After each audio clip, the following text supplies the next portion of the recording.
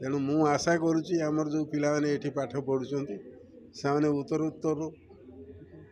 उन्नति करंतु एवं लोकंकर सेवा रोगी मानकर सेवा रे से निज को सैक्रिफाइस करी निजर सुनाम रखा साथी से समाज रो गोटे सुस्थ समाज गठन करिवारे सहायक हूँ। इंटरनेशनल नर्सेस डे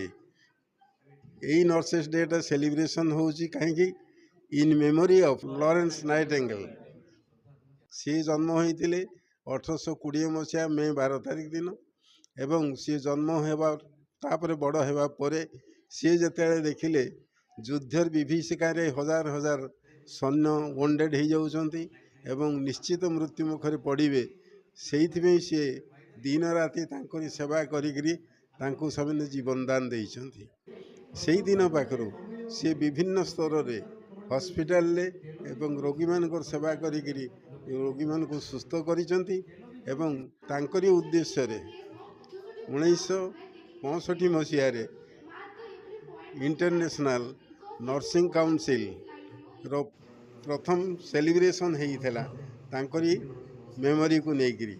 तांकरी नाम को उज्जीवित करिया पई इंटरनेशनल काउंसिल ऑफ नर्सेस आरंभ होइथला एवं से दिन पाखरु प्रत्येक वर्ष आजिका डेट रे सेलिब्रेशन होउची तांकरी ना को उज्जीवित करी रखिया पई। आमर आज nursing day international nursing day celebration होउची जहाँफल आमर इंटरनेशनल नर्सिंग डे 12 में प्रत्येक वर्ष आमर सेलिब्रेशन हो आसूची से आज भी आमर धूमधाम रे international nursing day Gayatri school and college of nursing बारिपदार आमर अनुष्ठित हो जाइए एवं गेस्ट मैंने आसी बहुत भल भाव आयोजन कराई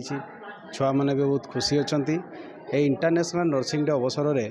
गोटे ही वार्ता देवा चाहे नर्स मानक आमर मेडिकल प्रति कौन अवदान अच्छी से बाबद रे नर्सिंग डे को नहीं सेलिब्रेशन करा नर्स जड़े डॉक्टर जड़े हे तो चिकित्सक हो पारे नर्स गोटे एमती जे कि गोटे रोगी को ताकू शक्ति दे था मोटिवेशन करी जीवनर जीवार शैली जन था।